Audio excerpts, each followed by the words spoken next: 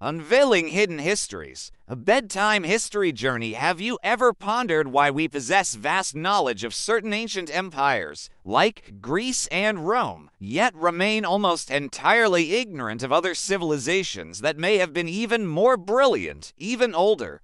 Could it be that these forgotten cultures simply didn't align with the official narrative of history?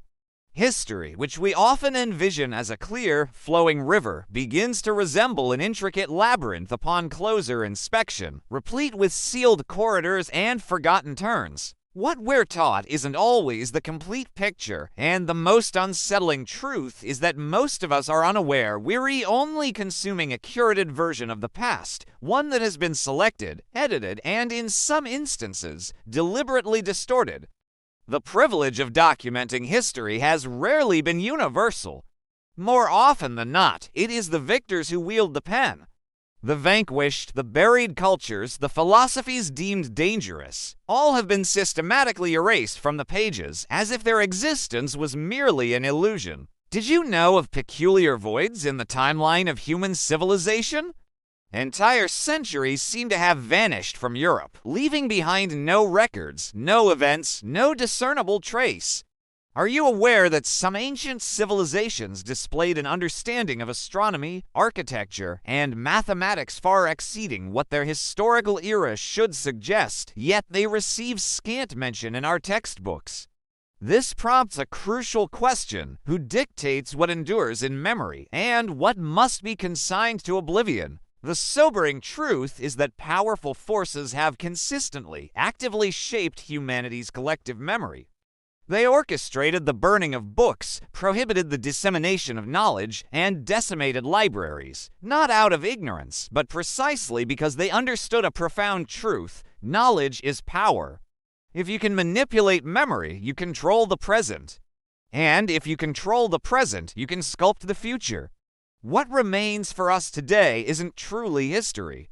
It is a narrative, a story that has been edited, revised, and at times entirely rewritten. The deeper truth lies buried beneath millennia of dust, concealed beneath stone locked away in forbidden manuscripts, and sometimes tucked deep within our own subconscious. That intrinsic feeling that something isn't quite right, though we were never encouraged to question it.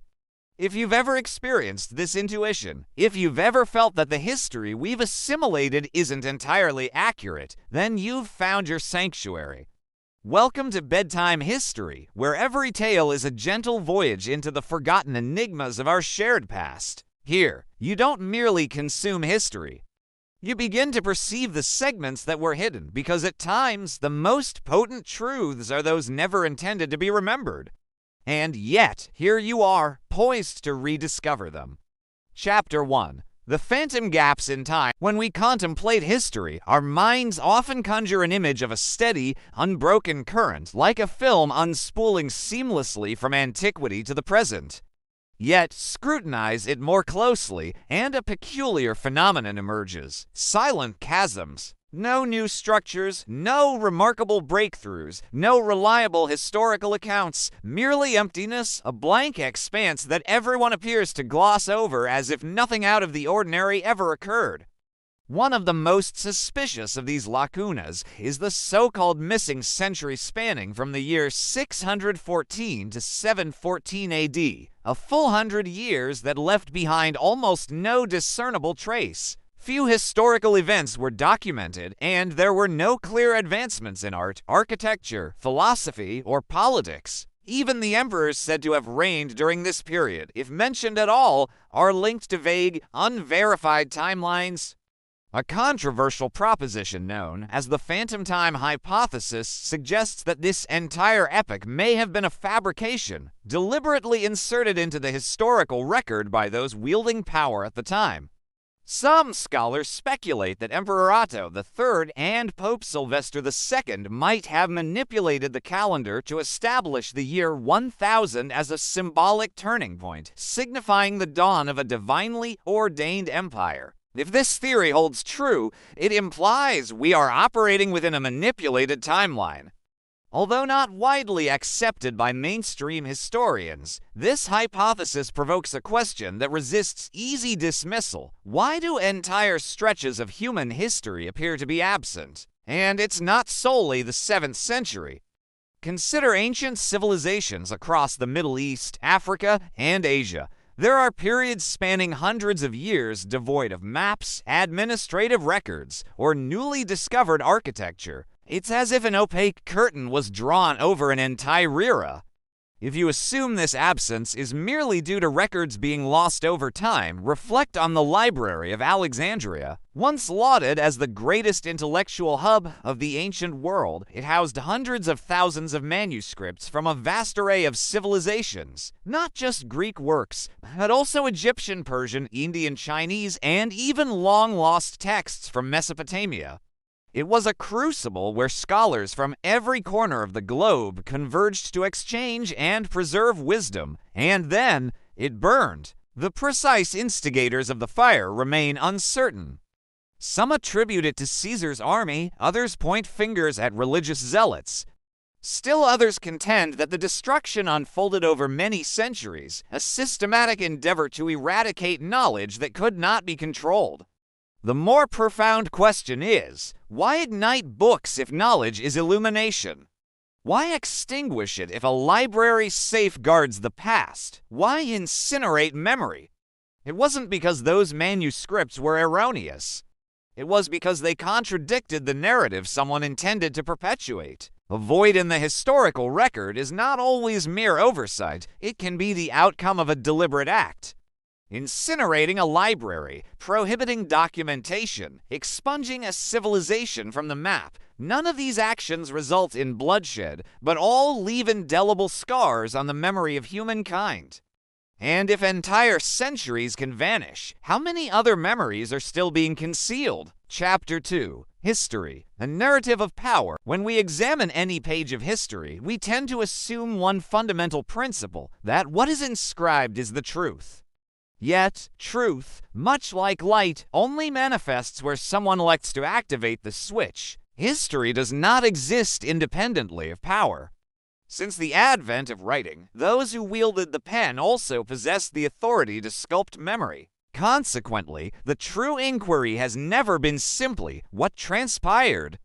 The real question is, who narrated the story, and what did they wish for us to remember? For millennia, power and knowledge have been inextricably linked, not for dissemination, but for monopolization. Empires, whether Eastern or Western, shared a common characteristic. They only recorded what served their perpetuation.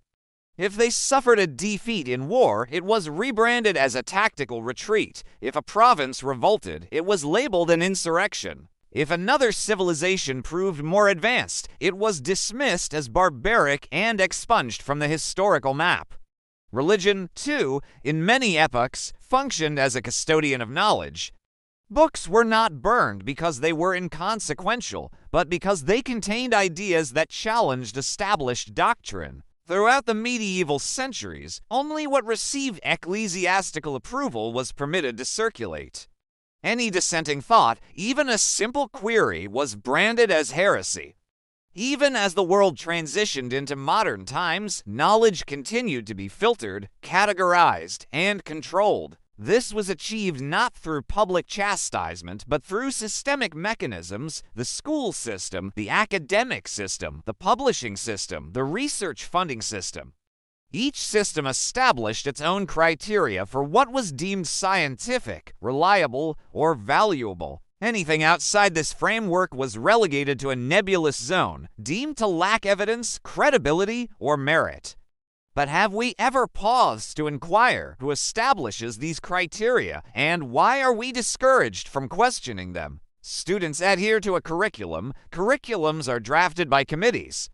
Committees are ratified by national education systems.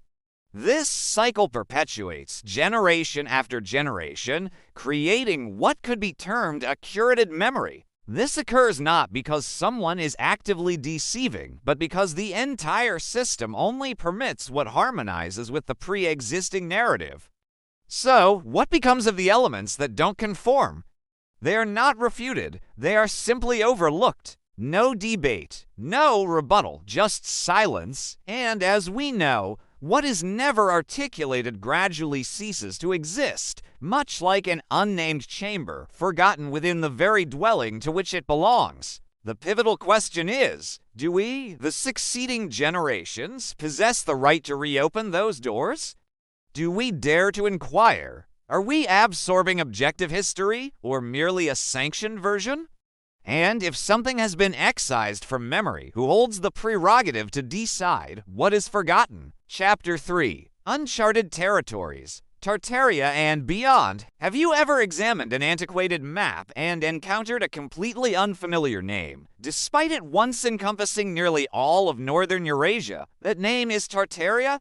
On dozens of European maps from the 16th to 18th centuries, Tartaria is distinctly depicted, extending from the eastern fringes of Russia to the borders of China and deep into Central Asia. It was not some nebulous frontier or unexplored wilderness. It possessed defined borders, cities, territorial divisions, and a population. So, why is it that today, almost no one is aware of its existence? You will not find Tartaria in any school textbook. There are no official lessons detailing its political structures, its culture, or its language. No major museum exhibits its artifacts. In the minds of most people, it simply never existed. Yet, the peculiar reality is that the traces of Tartaria are not as faint as we have been led to believe. Across both Europe and Asia, architectural structures exhibit an eerie stylistic similarity, displaying technical features far beyond what was expected of their respective eras. Massive stone columns, grand domes, arched windows, and even concealed electrical systems embedded in walls all appear to be remnants of a unified architectural logic, not random or isolated occurrences. Indeed, many government buildings, museums, and train stations constructed during the 18th and 19th centuries in vastly different nations adhere to the same designs, proportions, and decorative motifs, despite lacking a clear cultural connection between them. Some independent researchers surmise that these are surviving vestiges of Tartaria, repurposed by subsequent governments, their functions altered, and new nameplates affixed to their facades. Naturally, anyone who dares to pose questions about Tartaria is often dismissed as a conspiracy theorist. But have you observed a pattern? Every time a civilization is branded a myth, the avenue for exploration quietly closes. Was Tartaria genuinely a full-fledged empire, or merely a vague geographical designation employed by early Europeans for territories yet to be explored? The answer may remain ambiguous, but one thing is certain. Instead of investigating, modern history opted to avert its gaze. No inquiry, no instruction, no debate, just deletion, and Tartaria is not an isolated instance. Try asking a student what they comprehend about the northern Mesopotamian cultures, or the Andean civilizations that predated the Inca, or the medieval African kingdoms that engaged in trade with Arabia and India. You will often encounter a blank stare, not because young people are apathetic, but because those narratives were never imparted to them. Over time, what remains unspoken gradually ceases to exist. A civilization without a place in textbooks slowly vanishes from collective memory.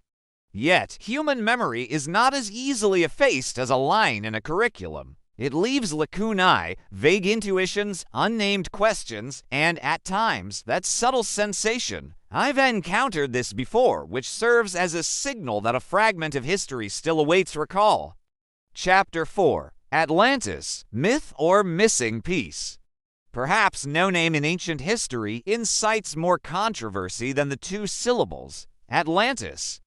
A city configured in concentric circles, described as possessing canals connecting each ring by water, advanced defensive systems, abundant resources, and architecture remarkably ahead of its time. A flourishing society that vanished in a single day, as if its existence was merely a dream. The entire account of Atlantis originates from two renowned dialogues by the Greek philosopher Plato, Timaeus and Critias. He wrote that Atlantis was a formidable civilization that once challenged ancient Athens, only to be engulfed by the sea in a single day and night of calamity, approximately in 360 BCE. Many are swift to highlight that Plato was a philosopher, not a historian, and that he might have simply employed Atlantis as an allegory, a cautionary tale regarding the decline of morality and unchecked power. But if that holds true, why are there so many intricate technical details embedded within the story? Plato did not merely describe Atlantis symbolically. He provided the proportions of the city's rings, the width of the canals, and even the metals they utilized, including a mysterious one called Oracle, long considered mythical until a similar alloy was discovered in a sunken ship off the coast of Sicily. This raises an unsettling question. What if Plato was recounting a factual event? And if he was, why has the rest of the world insisted on labeling it a myth? Just like Tartaria, once a narrative is categorized as a legend, people cease to treat it as something worthy of investigation. It transmutes into a bedtime story, not a historical lead, but that does not mean it is not real. Over the past century, countless theories have been proposed regarding the true location of Atlantis, off the coast of Gibraltar, beneath the Caribbean Sea, even in Antarctica or the Sahara Desert. Each site presents some corroborating evidence and just as many counter-arguments. Yet, here is the strange paradox. The more evidence surfaces, the deeper the narrative of Atlantis seems to be pushed into the realm of myth. Why? Perhaps because if Atlantis did exist, and if it truly possessed knowledge surpassing its era, then the genesis of human civilization might not commence in Mesopotamia or Egypt, as we have been taught. It would necessitate a complete re-evaluation of the entire historical timeline. And that is a reality not everyone is prepared to accept, because history is more than just the past. It is the bedrock of our worldview. It defines what we deem progress, science, and civilization.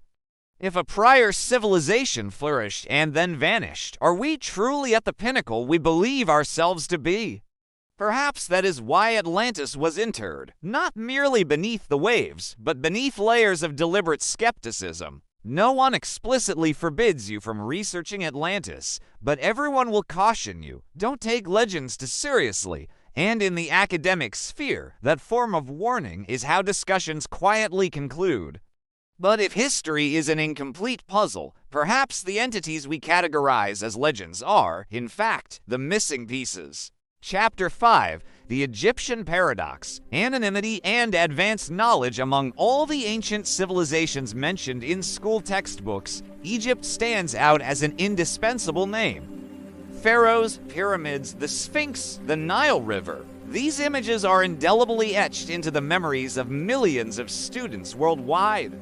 Yet, there exists a peculiar paradox. The more we are instructed about Egypt, the less we seem to genuinely comprehend what actually transpired. This is because everything is encased within a fixed narrative that the ancient Egyptians were ingenious farmers who gradually built an empire through slow accumulation and tireless labor. However, when we examine what they bequeathed to us, that theory begins to unravel. Let us commence with the pyramids of Giza.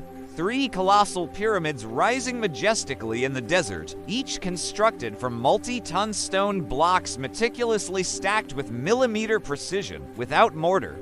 Their angles are nearly perfect, aligning closely with the Earth's axial tilt. The base of the Great Pyramid of Giza aligns almost precisely with the planet's prime meridian, with a margin of error under 0.05. The arrangement of the pyramids also mirrors the positions of the 3 stars in the Orion constellation, but with astonishing accuracy. If you deem this a mere coincidence, attempt to construct something similar today.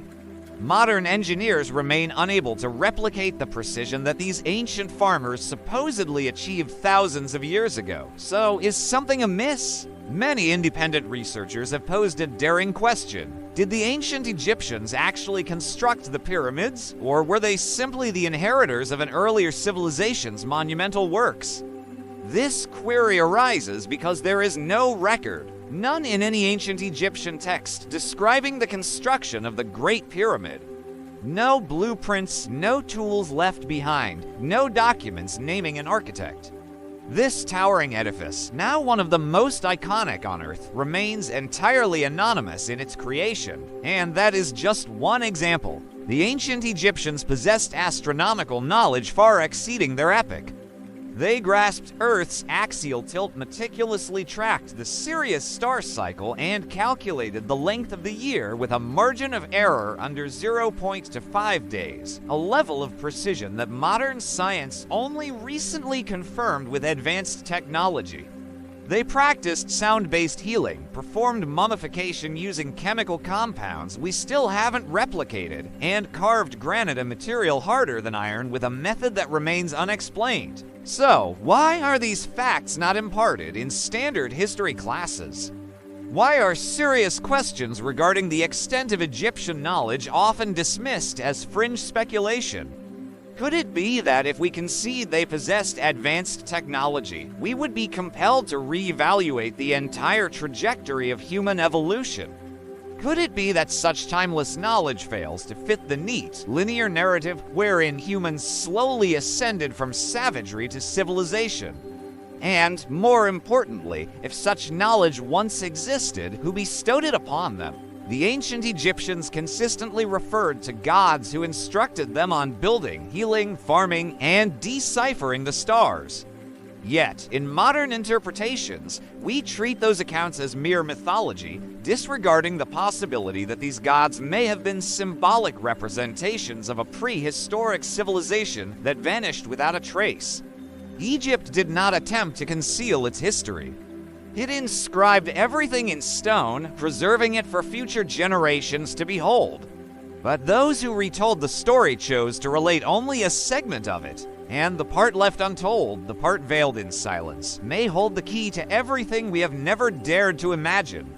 Chapter 6. Architectural Enigmas. Structures beyond their time. We often credit all significant technological advancements to the modern world, assuming that only contemporary humans possess the tools and expertise to construct grand wonders. However, when one examines certain ancient structures, not through romanticized lenses, but with objective clarity, an unsettling truth emerges. They do not align with the established timeline of human evolution. They feel like artifacts from the future, inexplicably placed in the ancient past.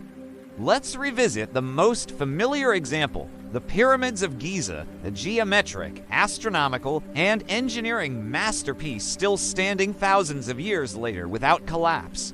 To this day, no one has managed to replicate it using ancient methods, and there is no clear Egyptian record explaining its construction. Now, let us journey from the deserts of Egypt across the ocean to South America, where one of the most astonishing structures on Earth quietly resides, largely unknown. Puma Punku, located high in the Bolivian Andes, over 3,800 meters above sea level. Puma Punku is a stone complex composed of massive blocks weighing hundreds of tons. These blocks are cut with laser-like precision, featuring perfectly symmetrical H-shaped grooves. Some interlock so accurately they resemble components from a modern industrial assembly line. Yet, the site dates back over 1,000 years to a period when Andean peoples did not even possess the wheel. One might inquire, without hardened metal tools, how are granite and diorite stones, harder than steel, cut with such precision? No one knows. Even more surprisingly, this question is almost never raised in history books. Traveling a bit further to the Middle East, we arrive at Göbekli Tepe in modern-day Turkey, a site that compelled archaeologists to rewrite the timeline of human architecture. Discovered in the 1990s, Göbekli Tepe is over 11,000 years old, predating the pyramids of Giza and Stonehenge. It contains dozens of massive T-shaped stone pillars, each over 5 meters tall, intricately carved with animal symbols. All of this was constructed at a time when, according to mainstream history, humans were still residing in caves, hunting and gathering, and had no concept of temples or organized religion. So, who built Göbekli Tepe? No one knows. And because no one knows, the site is categorized into a special box, mysterious, but not permitted to disrupt the official narrative. However, when one steps back and considers all three sites, the pyramids of Egypt, Puma, Punku, and Göbekli Tepe, a singular conclusion becomes apparent. They do not fit the linear progression of history we have been taught. They demonstrate advanced technology for their time, leave no clear record of their builders, involve no known tools capable of such work, and do not align with the assumed level of civilization for their era. Perhaps most telling, they are all explained in ways that render them less extraordinary. Because if we acknowledge that advanced civilizations existed long before our modern age, it would imply that human history is not a straight line of progress, but perhaps a series of cycles: rise, collapse, rebuild, and forget. Thus, instead of confronting that possibility, the current system chooses to look away, to label it as unexplained, to call it myth, to continue teaching history as if everything is already settled. But with every stone that cannot be cut, every structure that cannot be rebuilt, every monument that does not correspond to its assigned age, there is a quiet whisper. We have missed an entire chapter of our own story. Chapter 7, The Vatican Archives, Guardians of Forgotten Knowledge. We often refer to the Vatican as a symbol of faith, the epicenter of Roman Catholicism, a sacred and solemn place of immense spiritual influence. Yet, there exists another facet rarely discussed. The Vatican is home to one of the largest and most secretive repositories of knowledge humanity has ever known. Hidden behind the imposing doors of the Vatican Apostolic Archive, formerly known as the Vatican Secret Archive, lie over 85 kilometers of shelving laden with millions of documents. Letters, maps, ancient manuscripts, diplomatic records, and historical writings dating back to the 8th century. Within these vast holdings are handwritten letters from Michelangelo and Galileo, edicts condemning heresy, ancient texts on astronomy, even records from the Roman Empire before its demise. The vast majority of these documents are inaccessible to anyone outside the Vatican. Only a select few scholars are granted access, and even then, only to very limited sections, for brief periods under strict supervision. No photographs are permitted, no documents may leave, and deep inquiries are discouraged. This raises an uncomfortable question. Why does a religious institution possess such immense collections of global historical knowledge? And more importantly, why is it guarded with such zealous secrecy? As is often the case, the answer extends beyond mere religion. It concerns the power of knowledge. For whoever controls memory controls both belief and the future. For centuries, the Vatican has functioned as a gatekeeper of information. When ancient science contradicted doctrine, it was labeled heresy. When pagan texts challenged religious order, they were incinerated. When a cosmic theory threatened the geocentric model, its proponent was condemned, like Giordano Bruno, who was burned at the stake in 1600 for asserting that the universe is infinite and might contain countless worlds. The Vatican is not unique in its history of censorship, but it is one of the oldest and most secretive institutions with the capacity to shape how humanity recollects its own past.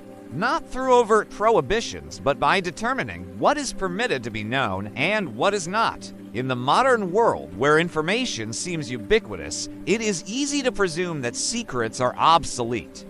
But the truth is, the most profound secrets remain sequestered in archives accessible only to their guardians. And that is what distinguishes the Vatican, not because it conceals the truth, but because it possesses the authority to choose which truths remain untold. Could these documents contain references to forgotten prehistoric civilizations? Might there be texts from Egypt, Babylon, or even Atlantis that the world has never seen? Could ancient maps point to lands that no longer exist or were never publicly acknowledged? We simply do not know, because even if you stand directly before that towering repository of archives, all you see are closed doors. And once again, history becomes a narrative recounted solely by those who possess the key. Chapter 8: The Scars of Flame. A history of book burning in a world where words serve as the vessel through which humanity records its memory, knowledge, and aspirations. The act of burning books is perhaps the most extreme assault on intelligence, and it is heartbreaking to realize, upon retrospectively examining human history, just how many flames have been lit. From the Library of Alexandria to the books of the Maya, from ancient Chinese classics to banned texts during the Renaissance, history is replete with instances where knowledge was deemed perilous and, consequently, had to be obliterated.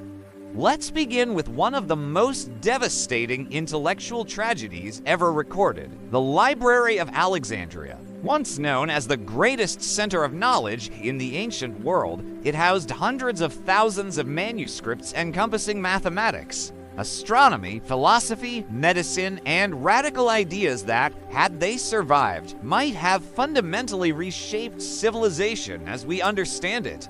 Yet, nearly all of it was lost to war, rebellion, and neglect. No one knows precisely who ignited the fire. Some attribute it to Julius Caesar, others blame Roman generals, religious authorities, or a series of destructive events spanning centuries. What we do know is this: the loss was permanent. And it was not confined to Egypt. In the Americas, upon the arrival of the Spanish in the land of the Maya, they encountered a culture with its own unique script, its own intricate calendar, and a remarkably precise body of astronomical knowledge. Yet, within a few brief years, nearly all Maya books were incinerated, condemned as heresy. Father Diego de Landa, one of the first Europeans to interact personally with the Maya, ordered the destruction of hundreds of sacred texts, and later lamented that no one could comprehend the Maya anymore. That irony may be one of history's deepest tragedies.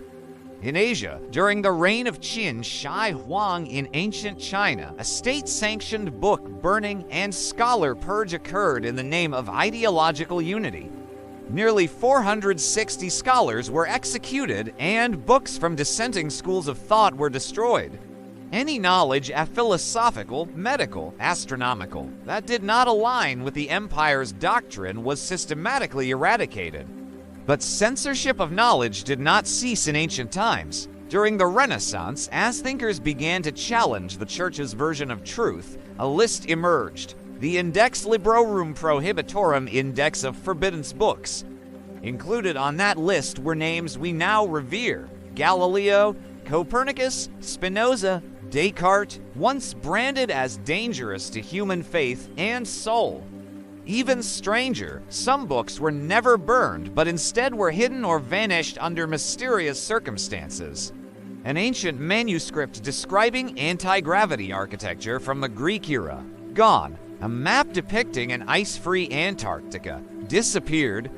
Legends of flying machines in ancient Indian texts, dismissed without investigation.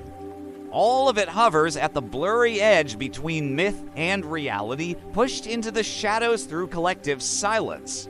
In a world where information is power, choosing what is preserved and what is burned is no accident.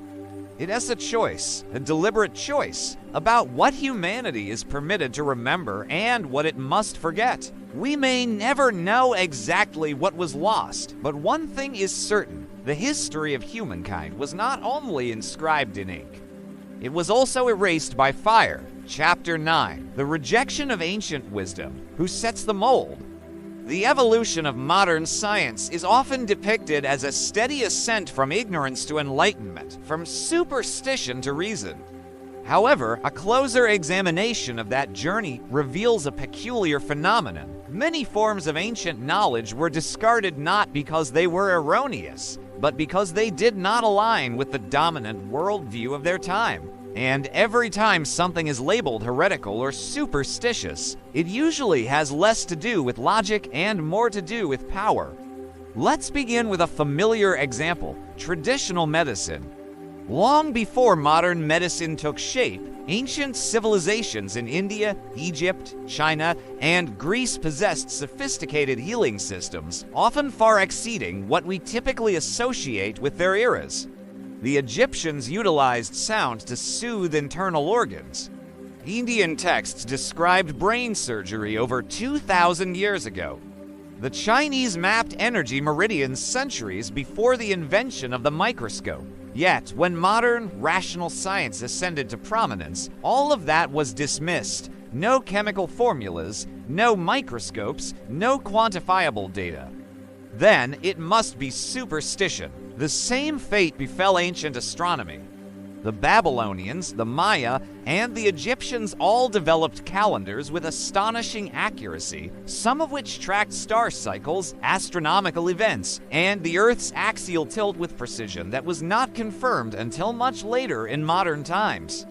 They relied on observation, intuition, and centuries of accumulated knowledge. But when Copernicus and Galileo ushered in the age of modern cosmology, the entire body of ancient knowledge was shelved as myth. No one inquired how these civilizations achieved such accuracy. They were simply dismissed because their methods were not recognized. Then came the rejection of knowledge concerning non-material energy, from life force to biofields to psychic phenomena. If it cannot be measured with current instruments, if it cannot be proven in a laboratory, then it is unscientific. Once again, knowledge was pushed aside, not because it was false, but because it did not fit the established mold. But who defines this mold? For centuries, science has not evolved in isolation. It has grown alongside and often under the influence of powerful institutions, the church, militaries, governments, and corporate empires. When science served exploration, it was encouraged. When science posed inconvenient questions, it was suppressed. When Galileo asserted that the Earth revolved around the sun, he was condemned. When alchemists spoke of transmuting lead into gold, they were deemed mad until modern inorganic chemistry proved it possible. When someone claimed healing could occur through energy, they were dismissed as quacks. And yet, the irony persists. Many ideas once branded as heresy are now hailed as cutting-edge science. The problem was never the idea itself. The problem is always this: who possesses the authority to determine which ideas are permitted to exist and when? When ancient knowledge is buried, it is often supplanted by a type of knowledge that is easier to control. A knowledge that does not delve into profound questions about the human soul, a knowledge that serves production, warfare, and consumption more than healing, connection, and understanding who we truly are. So the question isn't merely, why was ancient knowledge discarded? It is, who benefits when humanity forgets what it once knew? Chapter 10. The Feminine Erasure, a Matriarchal Past. When we envision ancient civilizations, we typically conjure images of kings, empires, warriors, invasions, and clearly defined hierarchies, and almost invariably men. From pharaohs to emperors, popes, czars, and supreme leaders, the titles reverberate through history, and nearly all of them are male. However, if we step back, far beyond the confines of official history, we begin to uncover curious fragments, small stone statues, intricate carvings, symbols that appear repeatedly across the ancient world. The Mother Goddess, from the Venus of Willendorf in Europe to earth goddesses in Anatolia to the stone idols of the Indus Valley and the goddesses of the Maya, all these images emerge from a time before recorded civilization began. And they do not portray women as passive or fragile. They represent figures of power, creation, fertility, and cosmic presence. It is the image of the universe viewed through the lens of life, not domination. It is plausible that before societies were founded on empires, hierarchies, and warfare, humanity once thrived within a different paradigm. A matriarchal structure where power gravitated around the mother, where religion revolved around birth, nourishment, and connection rather than conquest. And this concept is not vague or mythical. It is substantiated by the work of hundreds of archaeologists, including Marija Gimbutas, who described an era spanning thousands of years when communities coexisted peacefully devoid of fortresses or weapons, with women at the core of both culture and spirituality. And then, abruptly, this model vanished from the official historical record.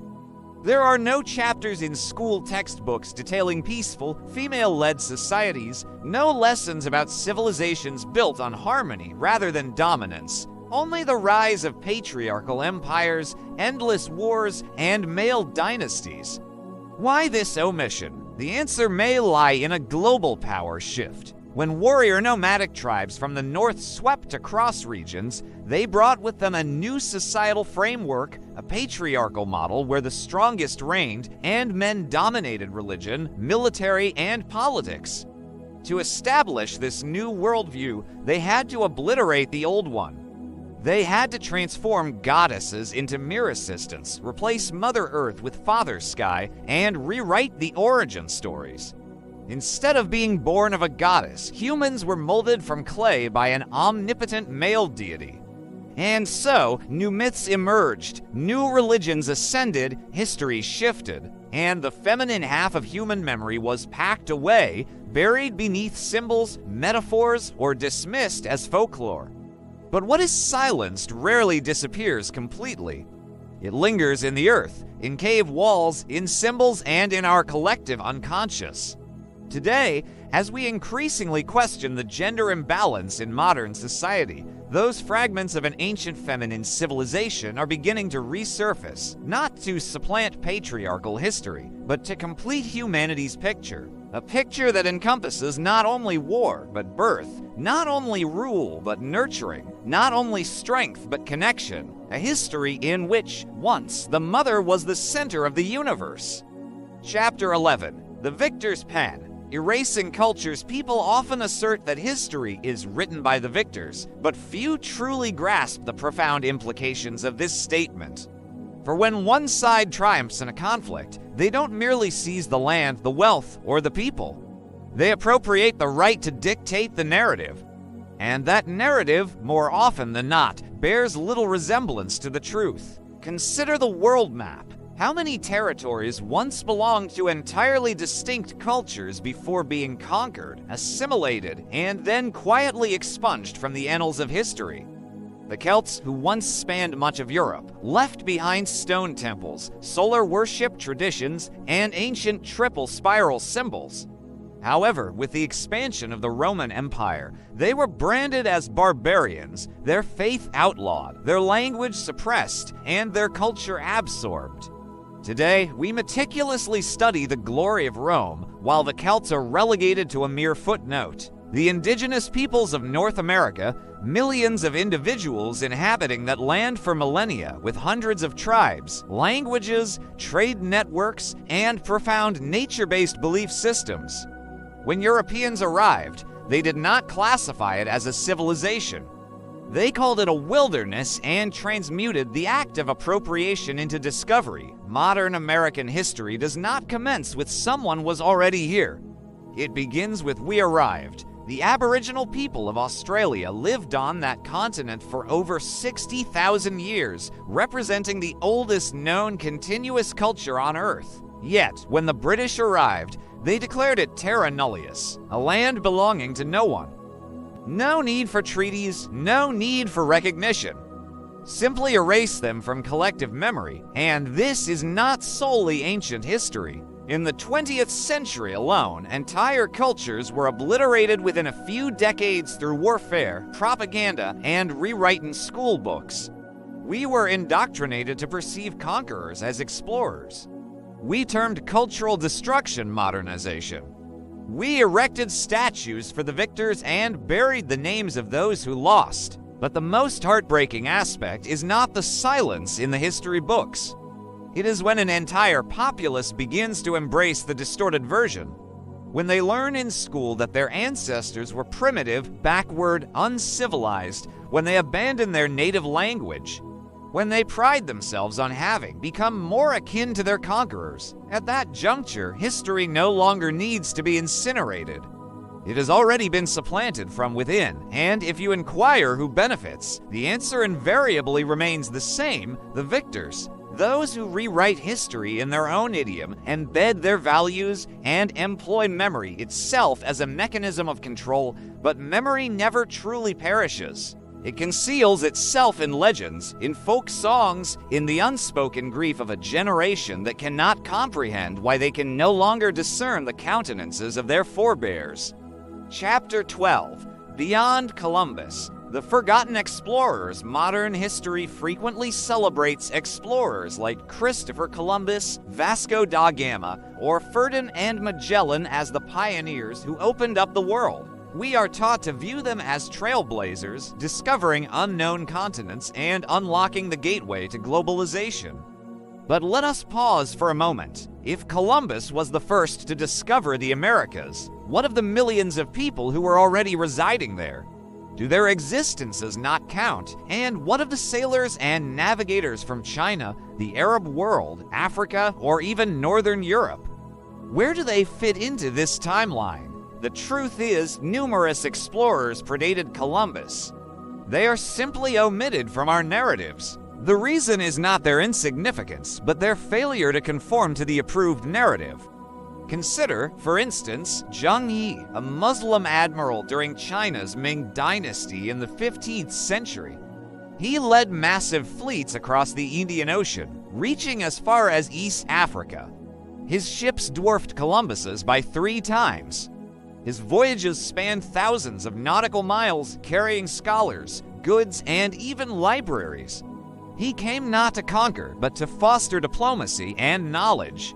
Yet, after the Ming court shifted its political direction, all records of his voyages were deliberately destroyed. One of the greatest chapters in maritime history was expunged from the official story. Or consider the Arab navigators who meticulously mapped stars and monsoon winds, docking in Southeast Asia and East Africa centuries before European vessels set sail.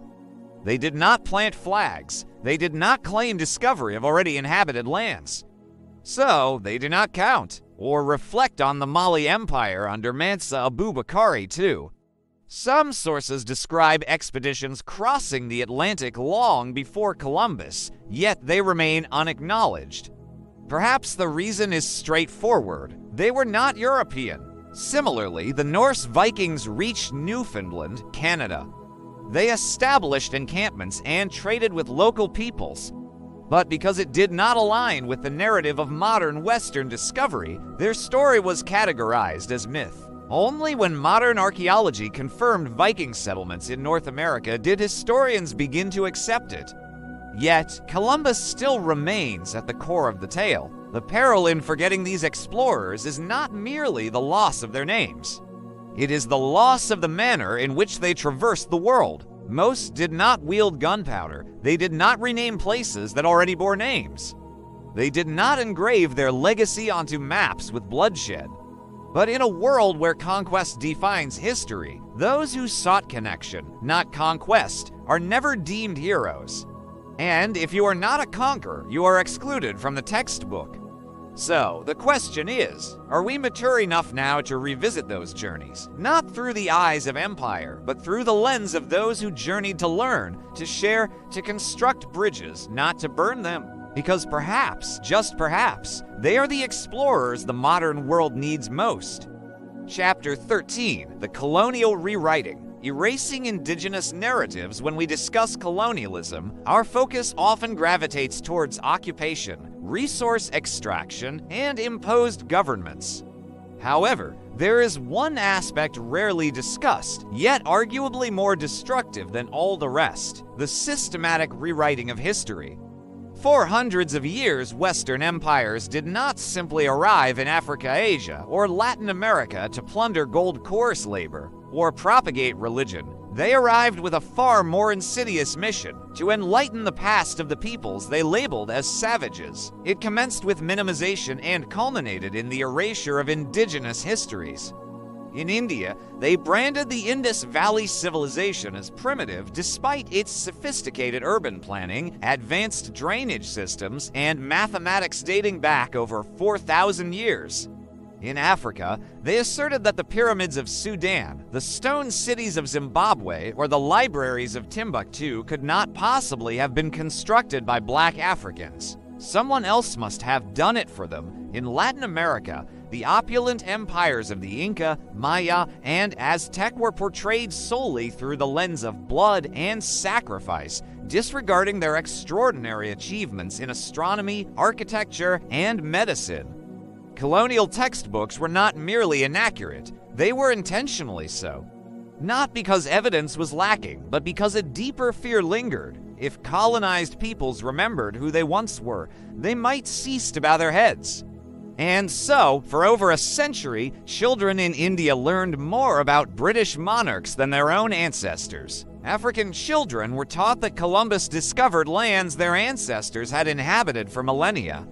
Native American children were coerced into boarding schools, forbidden to speak their languages, and indoctrinated that their forebears were wild and uncivilized, even within archaeology. Numerous discoveries were altered or suppressed simply because they contradicted the Western-centric timeline. In the 19th and 20th centuries, European scholars described ancient Egyptians as white to avoid conceding that Africans once built one of the greatest civilizations in human history.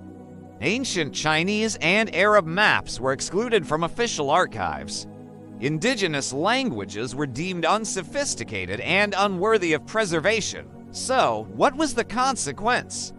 Billions of people grew up never knowing the true history of their ancestors, and worse, they were taught to be ashamed of it. Because when you seek to dominate someone for generations, you don't require chains.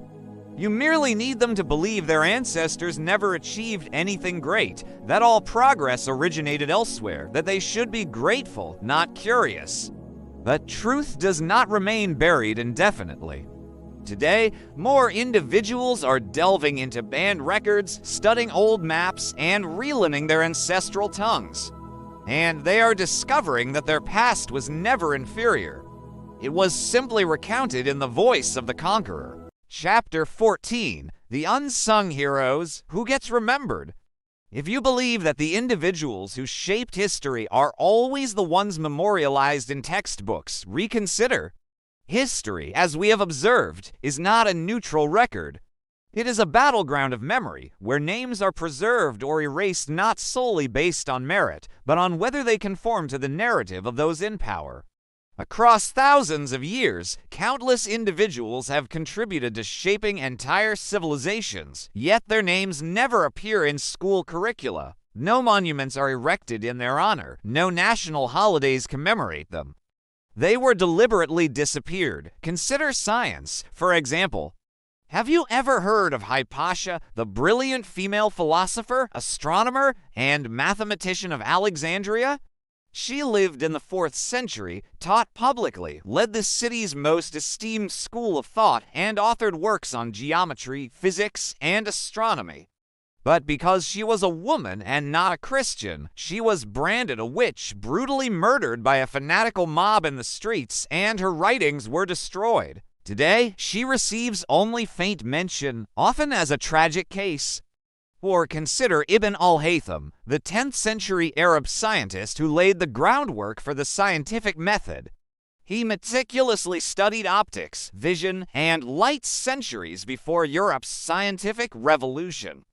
Yet, in most modern physics classes, his name is barely mentioned, not because he was unimportant, but because he did not fit the Western-centric narrative. Likewise, Wang Zhenyi, an 18th century Chinese female astronomer who hand-built models of solar eclipses, authored mathematical textbooks, and developed theories ahead of her time, is excluded from mainstream history because she did not conform to the expectations of her feudal era.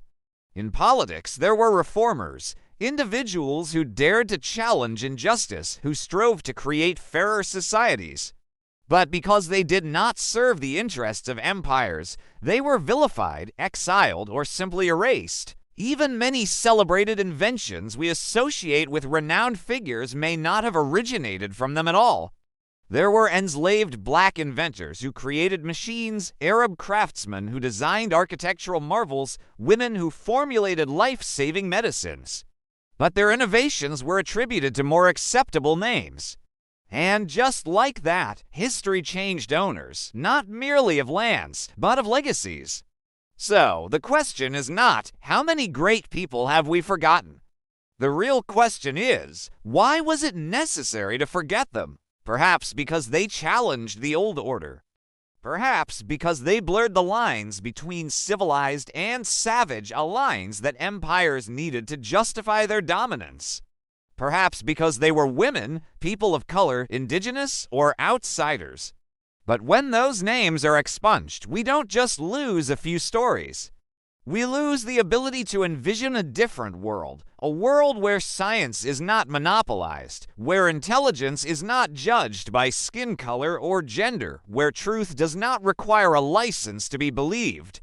Chapter 15. The Phantom Time Revisited. Is our timeline wrong? Have you ever considered the possibility that we might be living in the wrong century? What if the entire historical timeline we were taught isn't just flawed, but fundamentally incorrect? This is not some wild conspiracy theory.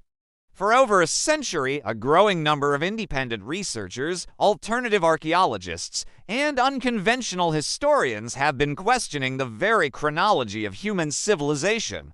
They do not deny the existence of ancient cultures.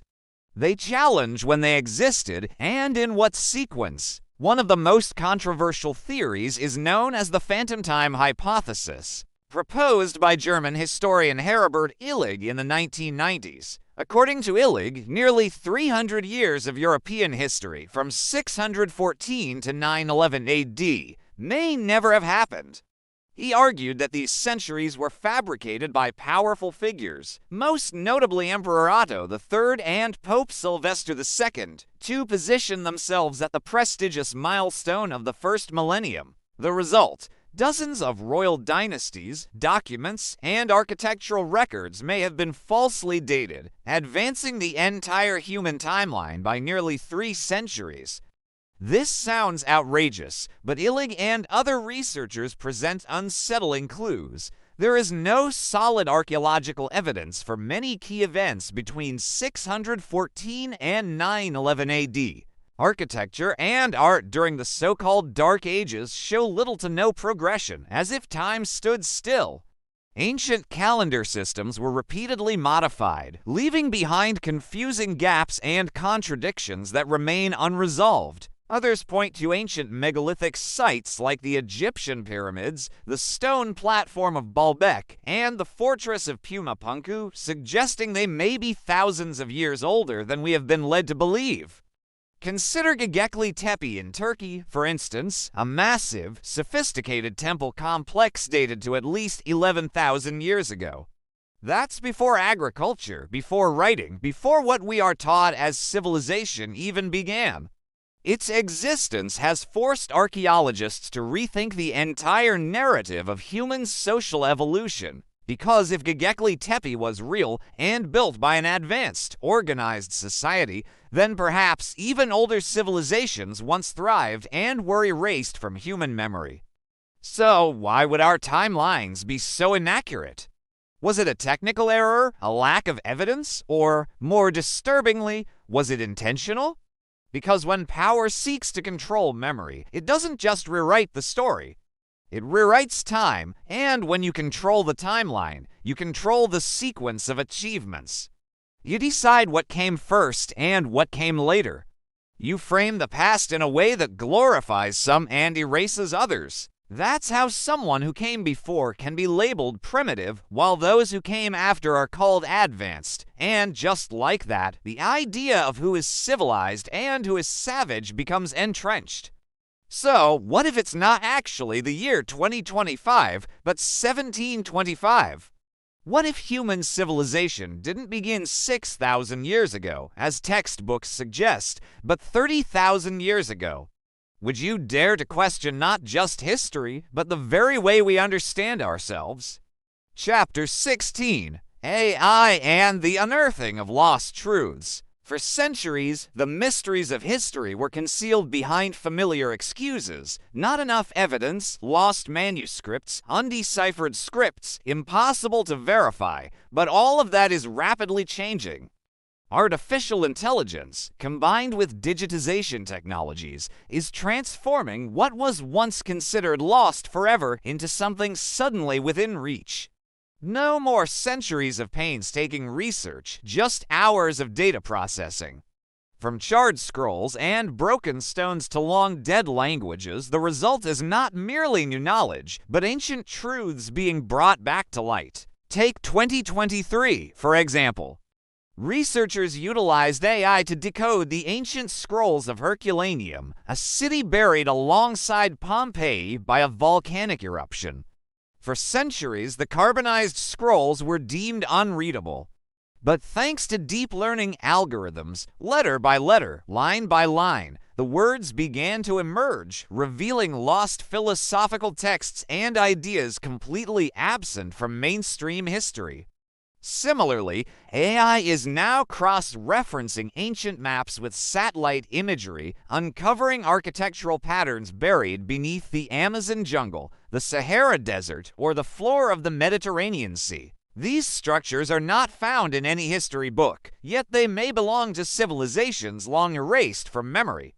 AI is also comparing ancient texts across different civilizations, revealing striking similarities that academic circles had overlooked.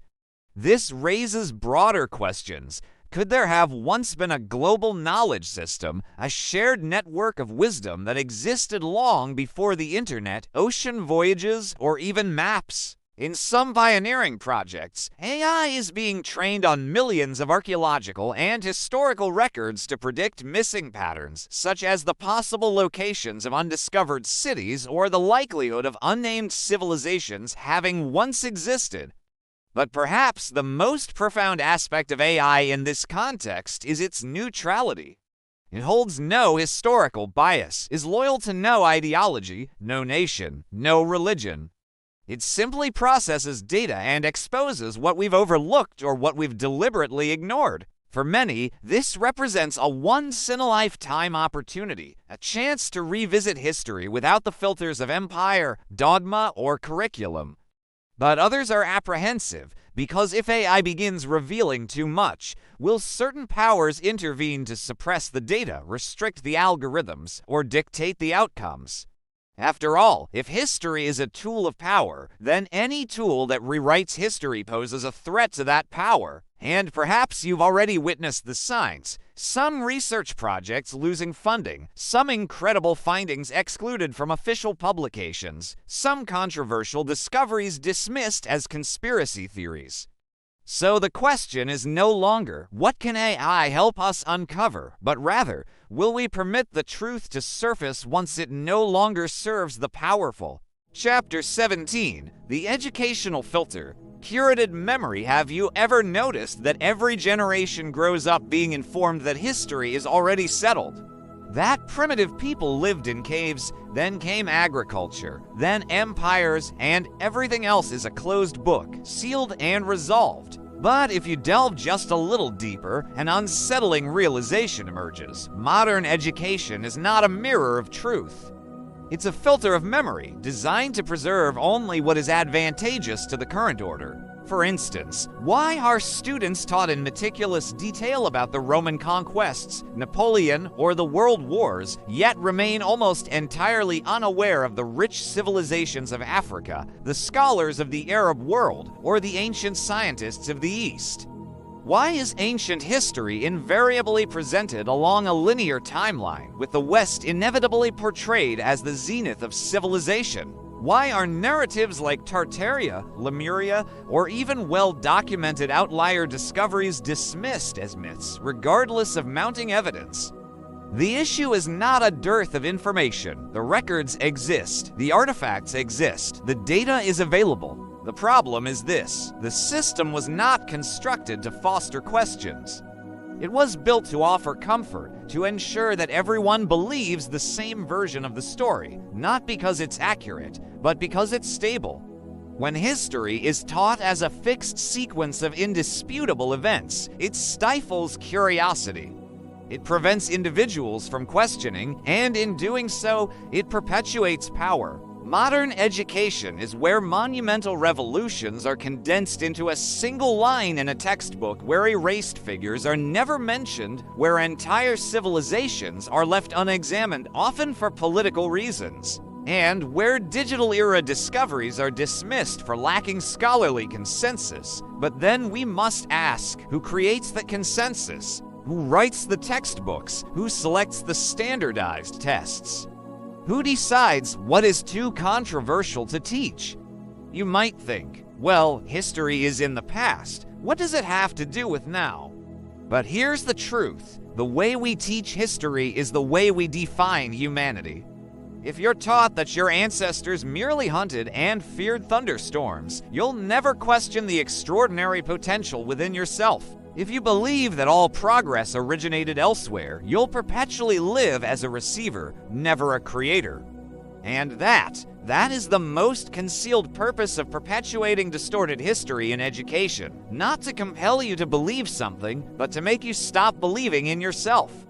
Conclusion. Reawakening memory. Imagine you inhabit a grand, luxurious house. Everything appears perfect until someone whispers, the foundation of this house was once an ancient sacred site, but it was leveled and buried.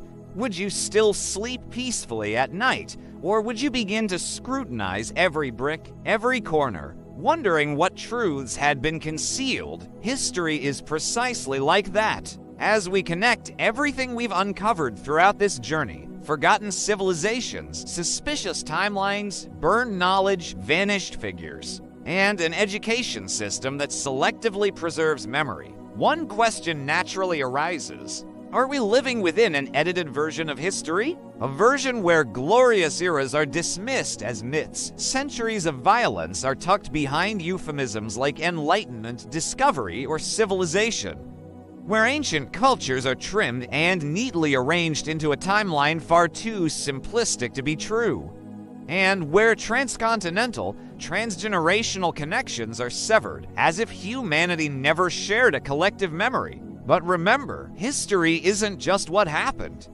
It's how we choose to narrate what happened. And that narration always reflects the power shaping the present. When an empire crumbles, history is rewritten. When a religion ascends, the story is revised. When a political system takes over, textbooks are replaced. And sometimes, an entire people's memory is overwritten with images they never created. The result, we grow up immersed in a curated narrative, a version someone deemed safe, a version someone deemed profitable, a version where the raw truth has been excised, blurred, or replaced. Worse still, when we perpetuate that version across generations, we begin to believe it's the only one that ever existed. We overlook the missing pieces. We cease to question why there are strange gaps. We no longer sense that perhaps we've been severed from our deepest roots. But truth, no matter how long it's buried, finds its way through the cracks.